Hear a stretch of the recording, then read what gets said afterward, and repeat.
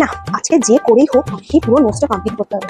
দুটো নোটস দিয়েছে স্যার, যেভাবেই হোক শেষ করতে হবে, না হলে ভীষণ সমস্যায় পড়ে যাবে। না, আজকে আমি শেষ করেই ছাড়ো, যেভাবেই হোক।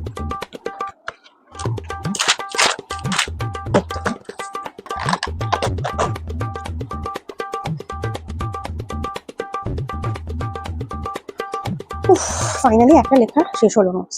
পরেরটা লিখবো। আপাতত এখন আমি একটু দেখে নিই পরের নোটসটা। পুরো নোটসটা একটা বুঝে নিলাম, এবার লিখে নেবো। পেনটা কোথায় গেল না? ও বাবা, এক্ষুনি দেখে রাখবো। এই সব সময় যখনই আমি নোটস লিখতে বসবো, যখনই আমি কিছু করতে বসবো, পেন খুঁজে পাবো না। মানে কোথায় গেল? এখানেই তো রাখলাম আমি, পেনটা কোথায় গেল? কি তোকে না আমি এখন নোটসটা লিখতে বললাম, তুই এখন নোটসটা লিখে উঠতে পারলি না? তুই কি করছিস এদিক ওদিক করে? ফোন করছিস নাকি? ফোন কিন্তু আমি এখন তোকে দেবো না। উফ মা, তুমি তো চুপ করবে।